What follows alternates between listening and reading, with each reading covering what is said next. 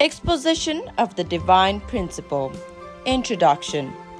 Everyone is struggling to attain happiness and avoid misfortune.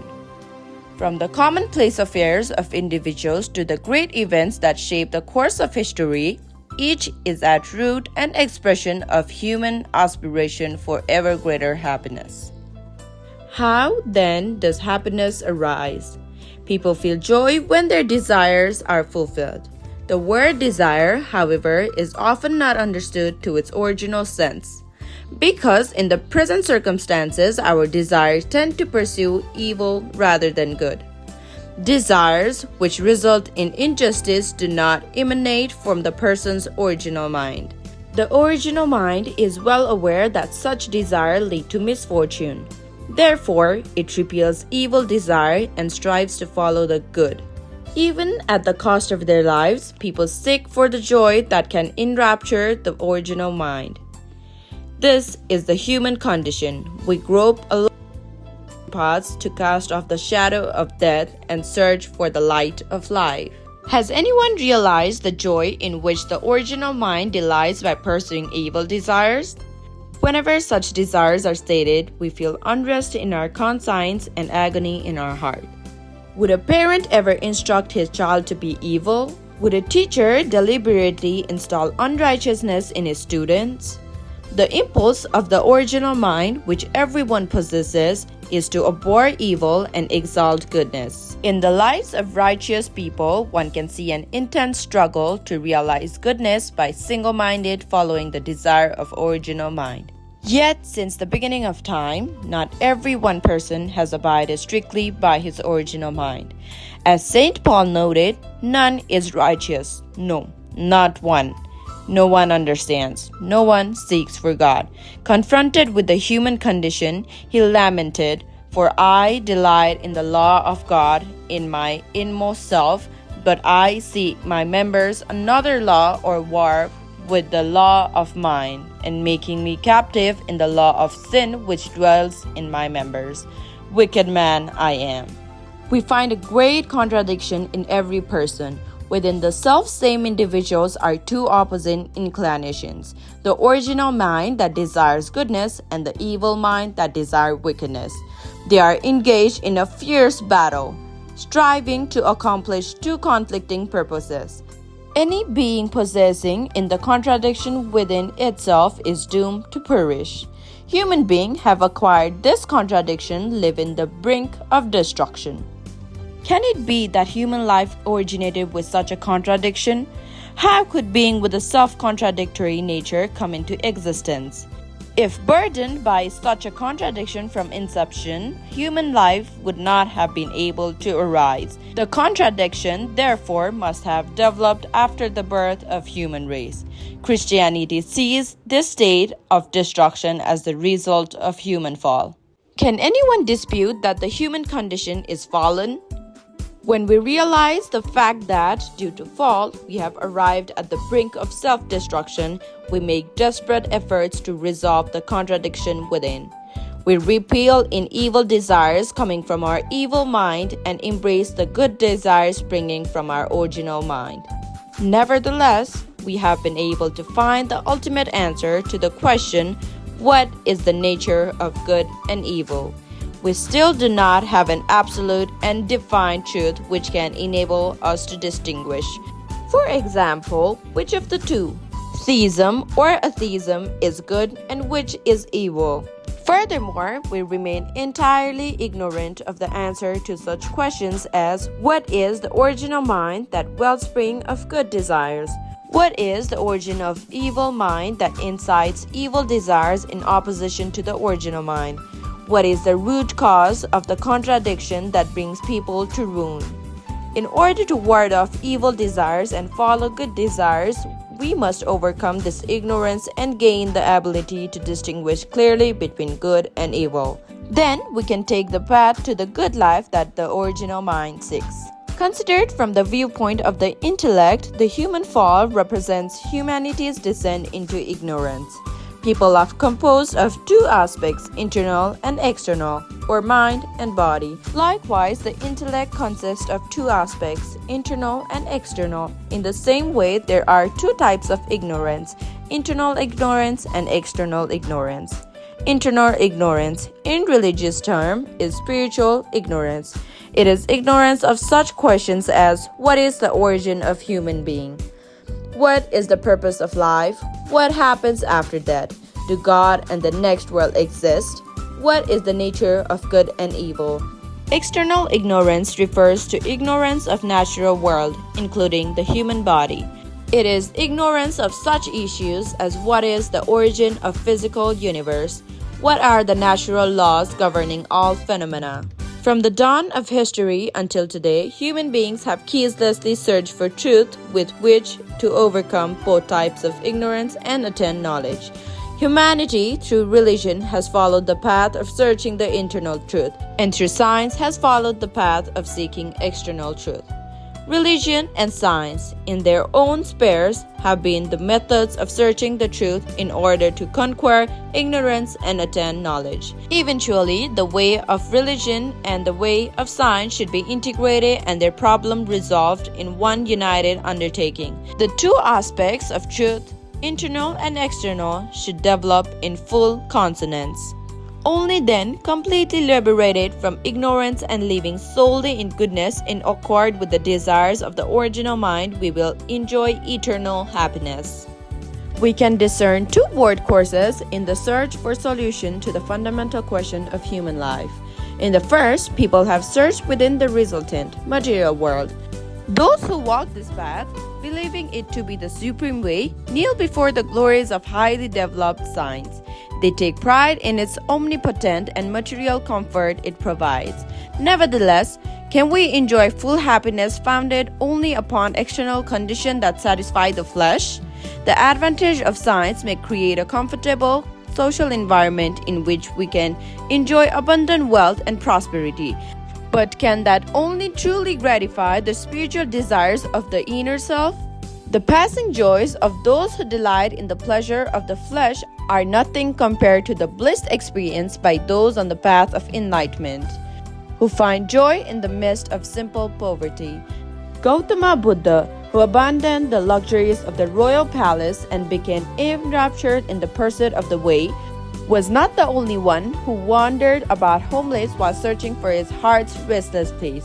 Just as a healthy body depends upon a sound mind, so too the joy of the body is complete only when the mind is content. What of the sailor who voyages on the sea of the material world under the sail of science in search of the physical comfort? Let him reach the coast for which he longs. He eventually will come to realize that it is nothing more than the graveyard where his body will be buried. Where is science heading? Until now, scientific research has not embraced the internal world of cause. It has limited itself to the external world. It has not embraced the world of essence, but has limited itself to the world of phenomena.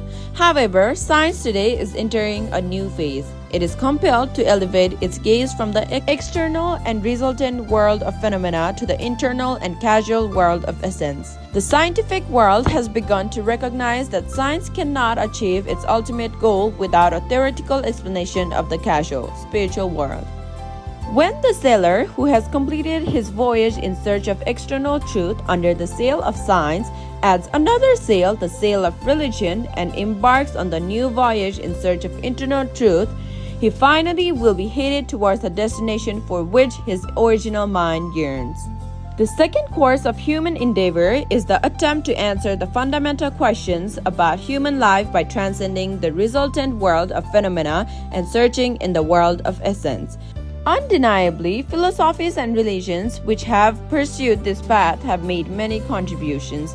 Philosophers, saints, and sages set out to pave the way of goodness for the people of their time. Yet so many of their accomplishments have become added spiritual burdens for the people of today. Consider this objectively. Has any philosopher ever arrived at the knowledge that could solve humanity's greatest anguish? Has any sage ever clearly illuminated the path of resolving all the fundamental questions of human life and the universe? Have not their teachings and philosophies raised more unsettled questions, thus giving rise to skepticism? Furthermore, the lights of revival which religions of every age cast upon the many souls who are groping in the darkness have faded with the onward flow of history. They have left only dim, sputtering wicks glimmering in the falling darkness. Examine the history of Christianity. Professing the salvation of humankind, Christianity has expanded through a tumultuous history of the 2,000 years, expanding its influence throughout the world in the present era. Yet what has become Christian spirit that once was cast flames of the life so brilliant that, despite the most brutal persecution by the Roman Empire, Roman citizens were brought to their knees before the crucified Jesus? Medieval feudal society buried Christianity alive. Even though the Reformation raised high the torch of new life, its flame could not turn back the sweeping tide of darkness. When elastic love waned, when waves of capitalistic greed surged across Christian Europe, when starving masses cried out bitterly in the slums, the promise of their salvation came not from heaven but from the earth. Its name was communism. Christianity, though it professed the love of God, has degenerated into a dead body of clergy trailing empty slogans. It was then only natural that a banner of rebellion would be raised, arguing that a merciless God who would allow such suffering could not exist. Hence, modern materialism was born. Western society became a hotbed of materialism. It was the fertile soil in which communism flourished. Christianity lost the ability to equal the successes of either communism or materialism and failed to present the truth that could conquer their theories. Christians watched helplessly as their ideology builded and thrived in their midst and expanded their influence all over the world. What a pity this is. What is more, all the Christian doctrine teaches that all humanity descends from the same parents. Many citizens of Christian nations who profess this doctrine will not even sit together with their brothers and sisters of different skin colors. This illustrates the actual situation of today's Christianity, which has lost much of the power to put the words of Jesus into practice. It has become a house of lifeless rituals, a whitewashed tomb. There may come a day when human efforts bring an end to such social evils, but there is one social vice that human efforts alone cannot never eradicate. That is social immorality. What a tragedy that today's Christian society cannot block this path of ruin down which so many people are rushing blindly. Christianity today has fallen victim to confusion and division, and it can only watch helplessly while countless lives are sucked into the maelstrom of immorality. This is the evidence that conventional Christianity stands powerless to carry on God's providence to save humanity in this present age. What is the reason that religious people, though honestly searching for internal truth, have been unable to accomplish their God-given mission? The relationship between the world of essence and the world of phenomena can be compared to that between mind and body. It is a relationship of cause and result, internal and external, subject partner and object partner. Just as people attain perfection of character only when the mind and body are fully united, the two worlds of essence and phenomena must join in perfect harmony before the ideal world can become realized. As with the relationship between mind and body, so too the world of phenomena cannot exist apart from the world of essence, and the world of essence cannot exist apart from the world of phenomena. Accordingly, life after death is inseparably linked to life in this world. Spiritual joy is incomplete without genuine physical happiness. Religions have some strenuous efforts to deny life in the world in their quest of their life eternal. They have despised the pleasure of their body for the sake of spiritual bliss. Yet, however hard they may try, people cannot cut themselves off from the reality of this world or annihilate the desire of physical pleasures, which follows them like a shadow that cannot be shaken off. This world and its desire tenaciously grab hold of religious people, driving them into the depths of agony. Such is the contradiction which plagues their devotional lives. Even many enlightened spiritual leaders, still torn by the contradiction, have met a sad end. Herein is the principal cause for the inactivity and the weakness of today's religion. They have not overcome this self-contradiction. Another factor has fated religious to decline.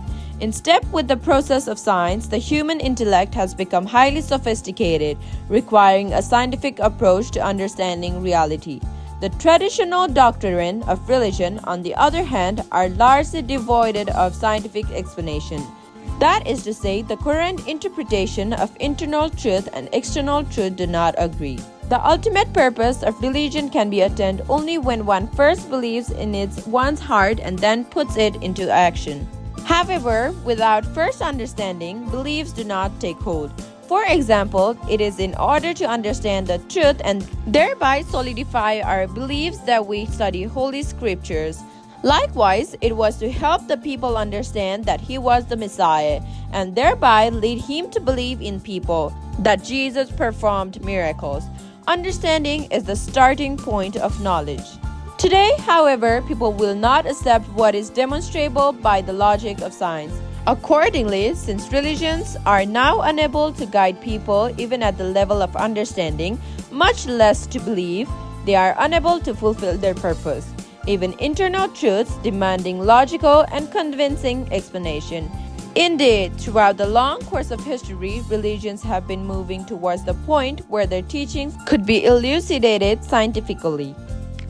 Religion and science, setting out with the mission of dispelling the two aspects of human ignorance, have seemed in the course of their development to take positions that were contradictory, irreconcilable. However, for mankind to completely overcome the two aspects of ignorance and fully realize the goodness which the original mind desires, at some point in history, there must be merge of a new truth which can reconcile religion and science, resolve their problems in intergraduate undertaking. It must be displeasing to religious believers, especially to Christians, to learn that a new expression of truth must appear. They believe that the scriptures they have are already perfect and flawless. Certainly, truth itself is unique, eternal, immutable, and absolute. Scriptures, however, are not the truth itself, but are textbooks teaching the truth. They were given to various times in history as humankind developed both spiritually and intellectually. The depth and extent of teaching and the method of expressing the truth naturally varied according to each age. Consequently, we must never regard such textbooks as absolute in every detail. People need religion in order to seek the ultimate reality and realize goodness in accordance with the inclination of original mind. Thus, the purpose of every religion is identical. However, religions have appeared in different forms according to their various missions, the cultures in which they took root, and their particular historical period. Scriptures have taken different forms for similar reasons. All scriptures have the same purpose, to illuminate their surrounding with the light of truth. Yet when a brighter lamp is lit, the old one is outshone and its mission fades. Because religions lack the power to guide modern people out of the dark valley of death into the full radiance of life, there must emerge a new expression of truth that can radiate a new life and brighter light. Jesus indicated that God would someday reveal a new truth. I have said this to you in figures. The hour is coming when I shall no longer speak to you in figures but tell you plainly of the Father. What mission must the new truth fulfill? The new truth should be able to unify knowledge of reconciling the internal truth pursued by religion and the external truth pursued by science.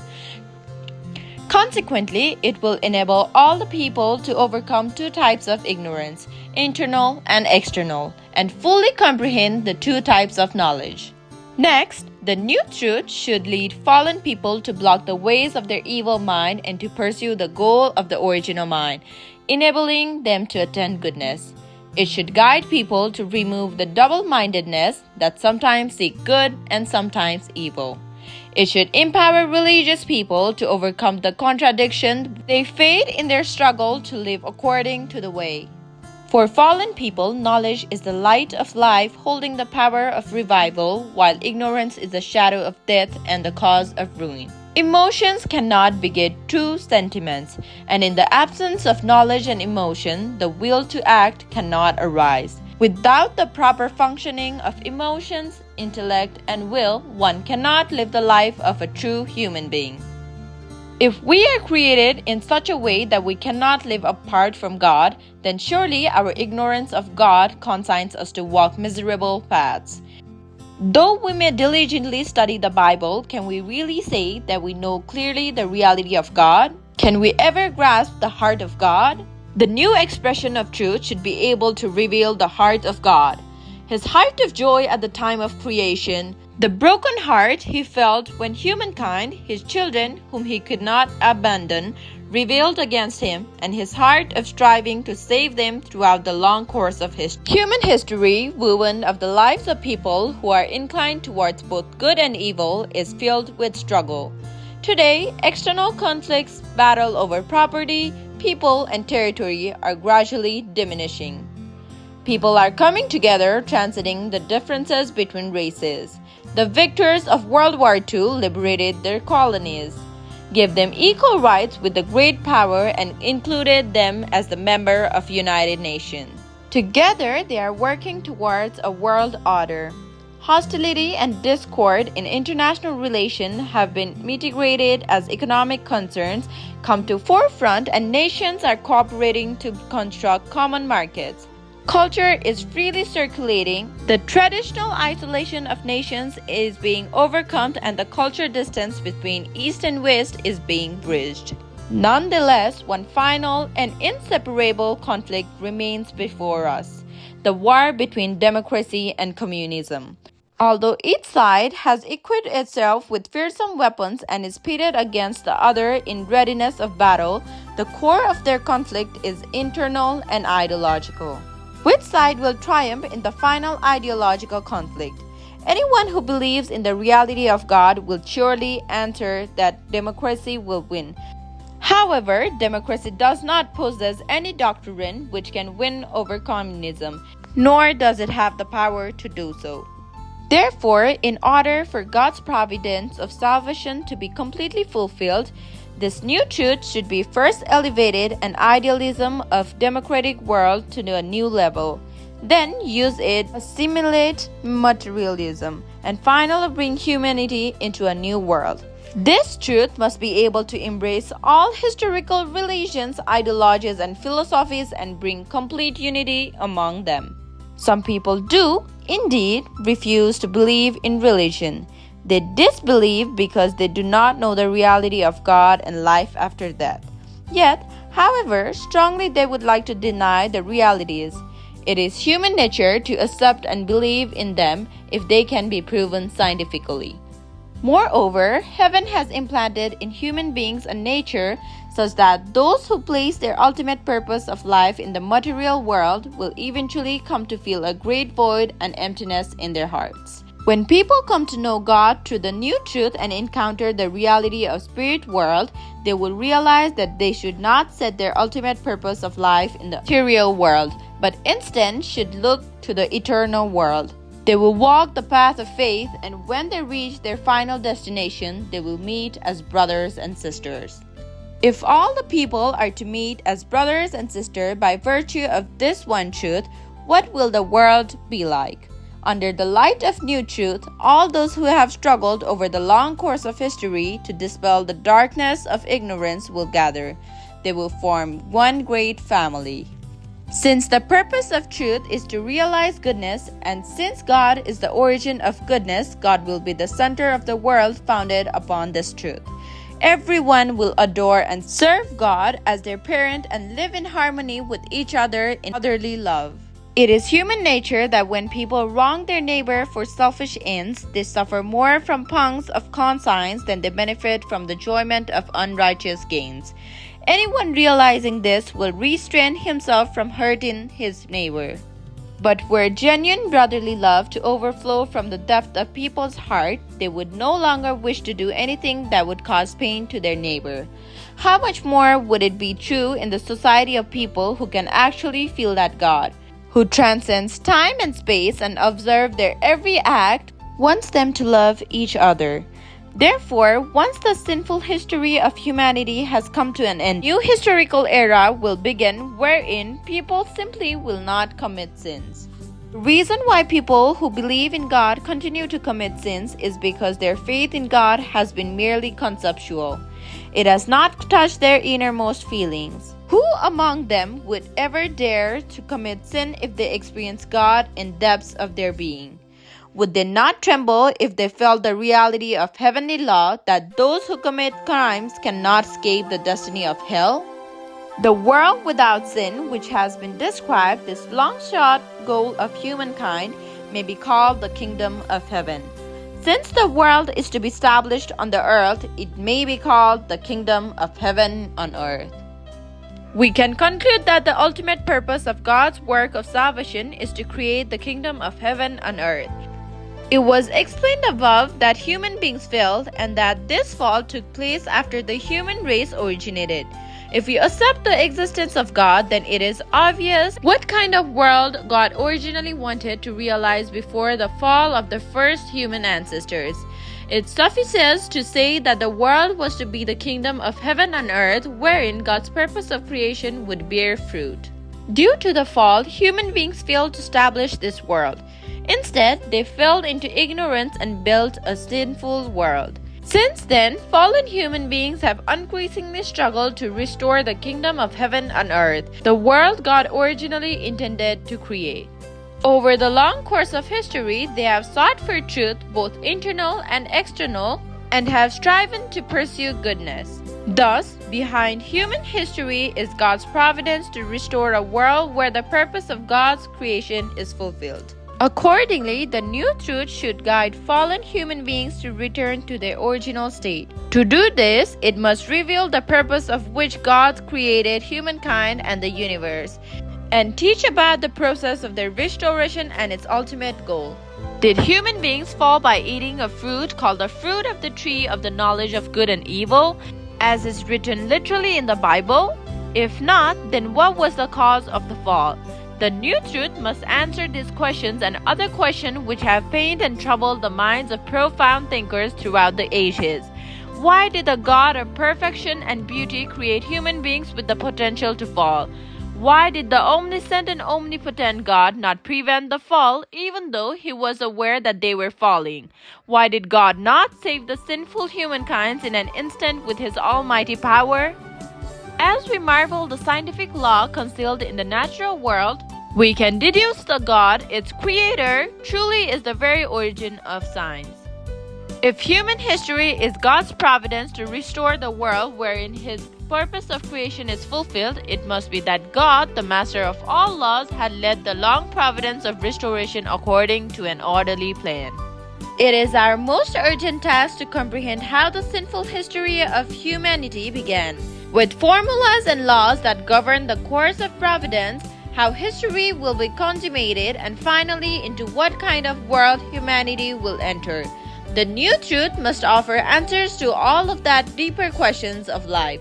When the answers are made clear, it will not be possible to deny the existence of God, the ruler who plans and guides history. In addition, the new truth should be able to elucidate many difficult issues in Christianity, which has been granted the mission to establish its sphere of culture worldwide. Educated people are not fully satisfied with the simple assertion that Jesus is the Son of God and the Savior of humanity. They have carried on many theological debates in their efforts to understand the deeper significance of Christian doctrines. The new truth should elucidate the relationship between God, Jesus, and human beings. They will be explained in light of the principle of creation. Furthermore, it should clarify the difficult mysteries surrounding the Holy Trinity. It should show why God's salvation of humanity was possible only through shedding the blood of His only begotten Son on the cross. Still, difficult issues remain. Christians believe that salvation is given through the atonement of the cross, yet no one has ever given birth to a child who is sinless and in no need of redemption by the Savior. This demonstrates that even after the rebirth in Christ, people continue to pass down the original sin to their children. This raises a crucial question: what is the extent of redemption by the cross? How many millions of Christians in the 2,000-year history of Christianity have boasted that their sins were completely forgiven by virtue of blood of the crucifixion? Yet in reality, a sinless individual, family, or society has never appeared. Furthermore, the Christian spirit has been in gradual decline. How are we going to reconcile the discrepancy between the conventional belief in complete redemption through the crucifixion and the actual reality? These are only some of the dilemmas we face. The new truth for which we long should provide plain answers. Many other difficult riddles are found in the Bible, couched in symbolism and metaphor, such as why must Jesus come again? When, where, and how will his return take place? How will fallen people be resurrected at his coming? What is the meaning of the biblical prophecies that heaven and earth will be destroyed by fire and other calamities? The new truth should explain these puzzles, not in esoteric language, but as Jesus promised, in plain language that everyone can understand. Divergent interpretation of such symbolic and metaphoric Bible verse have inevitably led the division of Christianity into denomination. Only with the aid of new truth, with its clear explanation, we can bring about Christian unity.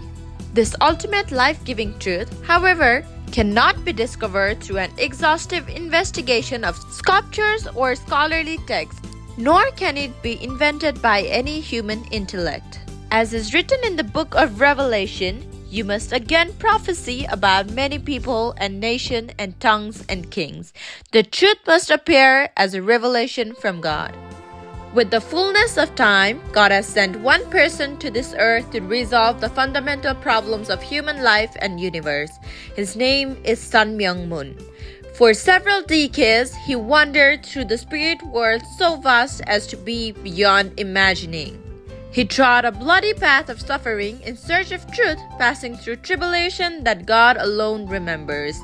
Since he understood that no one can find the ultimate truth to save humanity without first passing through the bitterest of trials, he fought alone against millions of devils, both in the spirit and physical world, and triumphed over them all. Through intimate spiritual communication with God and by meeting with Jesus and many saints in paradise, he brought to light all the secrets of heaven. The words proclaimed on these pages are only a portion of this truth. The volume is merely a compilation of what his principles have hitherto heard and seen. We believe and hope that when the time is ripe, more profound portions of truth will be published. In every corner of the world, countless souls who had been groping in the darkness and receiving the light of this new truth are being reborn. As we witness this, we cannot stop shedding tears of deepest inspiration. We desire from the bottom of our heart that its light quickly fills the earth.